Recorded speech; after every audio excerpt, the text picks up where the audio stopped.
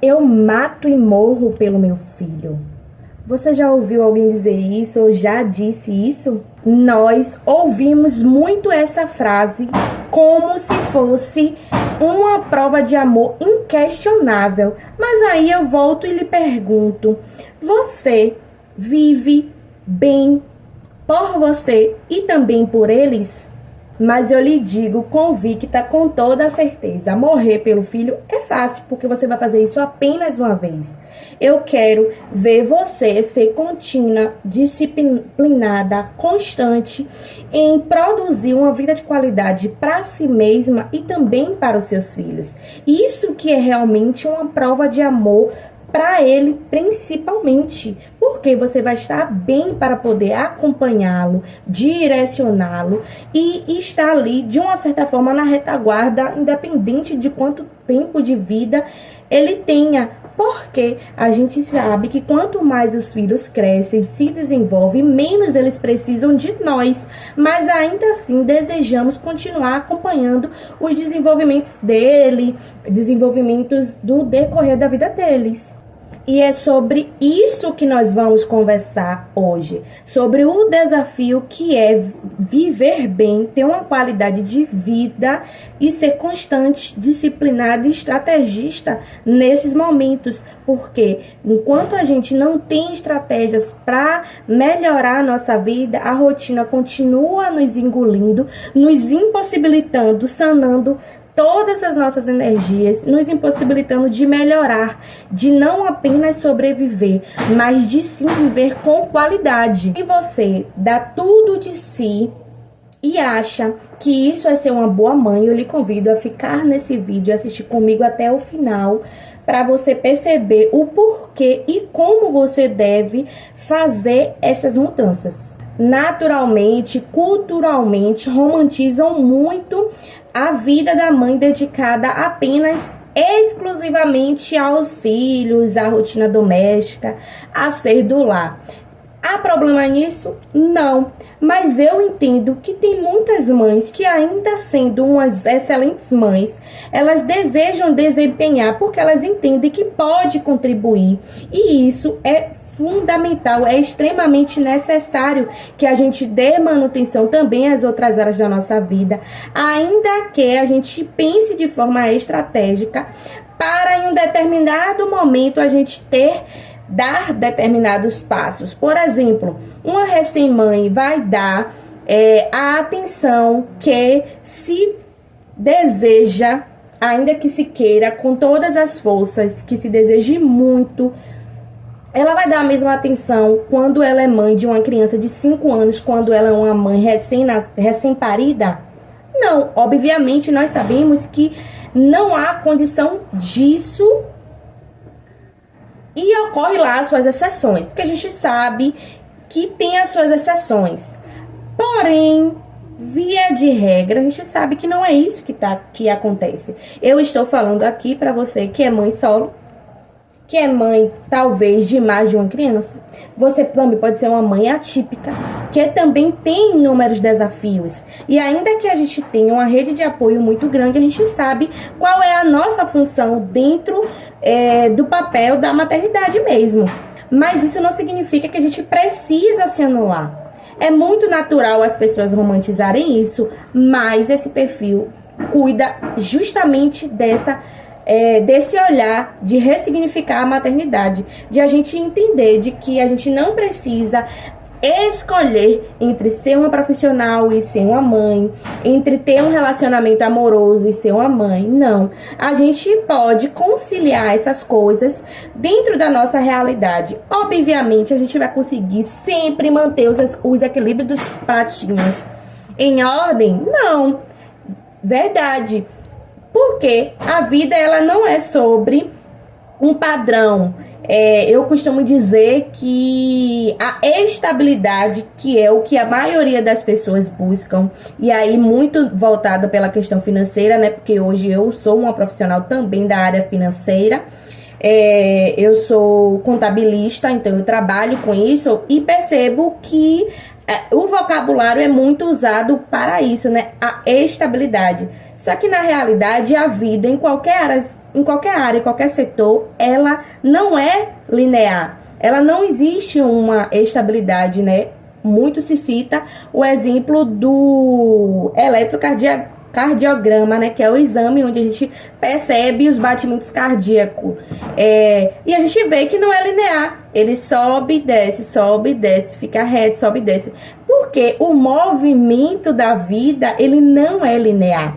Então, não seria possível também para a gente ter sempre as mesmas divisões, os mesmos equilíbrios sempre. E às vezes o que tira a gente do eixo é justamente o fato de sair do nosso controle, porque na realidade nós não temos controle. Isso é uma grande ilusão. Quando a gente respira, aceita, entende que a vida ela é dessa maneira, que ela se compõe dessa maneira, a gente, ao invés de ficar gastando energia, tentando lutar, manter as nossas resistências para esse fato, porque é fato, isso não se muda. Em vez de a gente estar focando nossa energia nisso, o que a gente pode focar na nossa energia, direcionar nossa energia justamente para a estratégia de como lidar com essas novas situações. Porque mexe, vira, dia, noite, hora ou outra, a gente perde o fio da meada. E em vez de a gente ficar, poxa, isso não era para acontecer, a gente tem que ficar, como eu posso me achar? Ou então, como eu posso achar esse fio perdido? Esse é o nosso foco. Quando eu trago sempre, e muito repetitiva e maçante até, porque às vezes, pelo fato da coisa ser simples, a gente não absorve, a gente, zero à esquerda, a gente não dá atenção devido àquela informação. Mas a verdade é que tudo que a gente foca, a nossa energia cresce. Às vezes a gente só não está percebendo no que a gente está colocando energia. E quando as pessoas chegam para mim, seja no âmbito financeiro, como analista, ou na questão mesmo de família, de casa, da realidade doméstica, do você querer empreender, do que você querer voltar ao mercado de trabalho e não tá conseguindo. Quando a pessoa traz para mim ela traz aquela informação, eu não gosto de dizer reclamação. Ela traz para mim aquela informação sobre a vida dela e eu, de forma estratégica, e analisando aquilo de forma analítica mesmo, eu consigo pontuar os lugares em que vai causar maior impacto e direcionar a sua energia, porque na verdade não tem muito segredo. Verdade é que você precisa talvez só de um direcionamento, de alguém que tem um olhar que você não está conseguindo ter. E eu também tenho os meus mentores, as pessoas no qual eu me inspiro e as pessoas também que me dão esse direcionamento. Pessoas no qual eu confio, pessoas salientando, ressaltando mais uma vez que eu também faço terapia. Ele é um dos meus mentores. Mas, obviamente, eu tenho meu mentor da contabilidade, que eu também tenho um outro canal que eu falo sobre contabilidade, que é a minha área profissional atualmente. Eu atuo mais com a contabilidade. E também na questão materna, na questão de orientação. Eu lembro, como se fosse hoje, o primeiro livro que eu li sobre maternidade.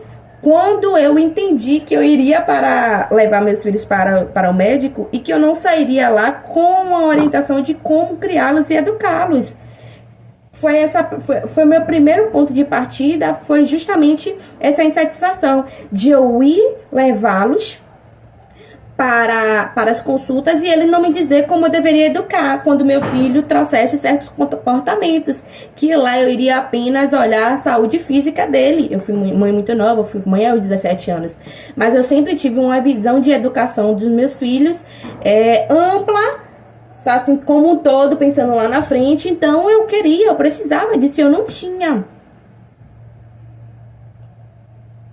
Obviamente a gente tem que dedicar tempo e energia, cuidado, atenção aos nossos filhos. Isso aqui não fala sobre abandono. E quem me conhece sabe o quanto eu sou dedicada aos meus filhos, o quanto e o que eu faço pelos meus filhos. Aqui a gente não tá falando sobre anular a vida dos filhos, porque parece muito que quando a gente fala que a mãe deve se cuidar, deve se focar em si, é como se fosse apenas uma possibilidade, ou você faz uma coisa ou você faz outra. E você, mãe, eu tenho certeza que é rainha em fazer diversas coisas ao mesmo tempo, porque quando a gente se torna mãe, parece que isso vem no combo, né? Você vai ter que aprender a fazer várias coisas ao mesmo tempo. Não como via de regra, obviamente, mas a gente tem que se atentar a não se sobrecarregar. E outra coisa que eu sempre bato na tecla, o exemplo arrasta. Melhor do que você chegar e falar para uma pessoa o que ela precisa fazer, é ela ver você fazendo e ela vai repetir, de forma muitas vezes inconsciente. E é isso que acontece com os nossos filhos. Quando ele vê que a gente tira tempo para cuidar da gente, que a gente os ama, os cuida, mas ainda assim a gente se cuida, a gente tira tempo pra gente, a gente sabe dizer não. Às vezes a gente, mãe, não quer dizer não. Porque, eu amo muito meu filho, não, ele não merece isso. Mas eu, como filha, não gostaria de ter escutado isso. Você acha que ele vai aprender a dizer não como para as outras pessoas? Ele precisa ver você fazendo isso. E não só um ou outro, os nossos filhos. No caso, eu tenho uma menina e 2 meninos. E a gente sabe como tem sido a realidade para as mulheres. Então, se a gente não souber ter pulso firme e reconhecer, né? Porque antes de você dizer o não, você precisa se conhecer a ponto de identificar no momento que você deve dizer não. Em algum momento você pode dizer, ainda que não seja de primeira acertando, né? Às vezes você excede, às vezes você deixou correr tempo demais. Enfim, não sobre acertar, mas sobre dizer. Imagine com quem é que sua filha vai aprender a dizer não, quando ela entender quais são os limites dela. Quando é que o seu filho vai aprender a dizer não para os colegas, para as amizades, porque ele tem as prioridades dele? É na prática que a gente ensina, é na vivência que a gente ensina. De forma inconsciente, pelo exemplo, o que você tem ensinado ao seu filho? Eu, às vezes, compartilho aqui com vocês nas postagens do YouTube rotina matinal. Na verdade, não é rotina matinal, é o meu café da manhã, porque eu amo tomar café em silêncio. E aos finais de semana, quando as crianças estão em casa, isso não é possível, porque é realmente muita demanda, é muita coisa para você dar conta. As crianças estão em casa, é uma rotina diferenciada. Mas aí eu posto, né? Porque aqui está meu cafezinho, eu amo tomar café em silêncio, tranquila. Tirar esse momento para eu me alimentar devagar, para eu sentir realmente o sabor do alimento, né? Além do café da manhã, tem algumas outras rotinas, mas o café da manhã, para mim, é uma refeição muito importante. Isso é para mim, mas para você já pode ser outra coisa muito importante. Mas é aquela situação que, independente do seu tempo que você tira para você, pode ser para uma leitura. Pronto, eu vou voltar a ler, né? Eu já tinha costume de ler, eu gosto muito de ler. Vou voltar a ler, vou ler 10 minutos por dia, ou então eu vou ler 5 páginas por dia. Você vai colocar uma meta no qual você deseja, uma meta razoável. Por que eu digo isso? Porque eu já inúmeras vezes fiz isso. Botei uma meta muito alta e eu não conseguia fazer, não dava continuidade e, além disso, me frustrava. Hoje eu coloco metas menores. Por exemplo, as crianças, às vezes, eu faço corrida de rua. E as crianças, às vezes, estão no jiu-jitsu. Eu gasto em torno... Eu não tenho um pace pra quem entende aí de corrida, eu não tenho um pace muito bom. Bom, pra mim é maravilhoso, mas eu digo assim, dentro do desejado, do esperado, não sei muito bem aí, porque eu corro porque me faz bem fisicamente e mentalmente também. Não porque eu tenho um objetivo, eu não sou corredora profissional. É sobre isso. Mas, às vezes, eu quero fazer, tipo, 7, 8 quilômetros e preciso de 1h15 para poder fazer esse percurso. E, às vezes, eu não tenho 1h15 para fazer, eu só tenho 1 hora. 1 hora entre aspas, porque é 1 hora de aula. 1 hora de aula, então eu deixo as crianças, eu preciso, entre essa 1 hora, fazer o trajeto e voltar a estar lá para pegar as crianças. Então, o que acontece? Eu tenho 45 minutos, por exemplo, para fazer o trajeto. Obviamente, porque meu pace não é maior, não sei muito bem como é que explica. Eu precisaria, para fazer mais quilômetros, correr mais, ser mais rápida. E não é isso que acontece. Então, eu faço menos quilômetros, faço 5 quilômetros, 4 quilômetros e meio, 45 minutos e volto para poder buscar as crianças. Eu não deixei de fazer, mas eu fiz menos. É todo dia que eu desejo ser assim? Não. É todo dia que eu preciso ser assim? Não. Então, a gente vai se adaptando. E isso facilita muito a nossa vida. Porque quando você vai olhar o todo, você já fez inúmeras coisas. De pouquinho em pouquinho. Aquela coisa, né? De grão em grão, a galinha enche o papo. Inclusive, uma das áreas da nossa vida... E aí, mais uma vez, eu te trago a prática, porque eu vivi isso na prática durante muito tempo, de ter o dinheiro restrito, de precisar ser estratégica mesmo, de dizer assim, pô, esse mês eu vou gastar disso, esse mês eu vou gastar aquilo outro. E às vezes me embolar, porque já aconteceu inúmeras vezes, não foi nenhuma nem duas vezes, de embolar as contas, enfim, porque eu tinha muita conta para pagar e a criança ficou doente, ou então eu gastei no lazer esse mês mais do que estava programado. A gente também precisa cuidar do nosso financeiro, porque eu tenho certeza que se você está aqui assistindo esse vídeo até esse momento, você é uma pessoa que se incomoda quando as suas contas estão uma bagunça, você está devendo mesmo. É difícil a gente deitar no travesseiro e dormir tranquilamente apenas por esse fato. Então, é necessário que a gente também cuide das nossas finanças, porque isso também nos traz tranquilidade. Assim como para mim, tomar um cafezinho tranquilo, de forma silenciosa, quieta, mastigando, sentindo o sabor do meu alimento, de forma calma e tranquila, ter uma vida financeira organizada também é fundamental.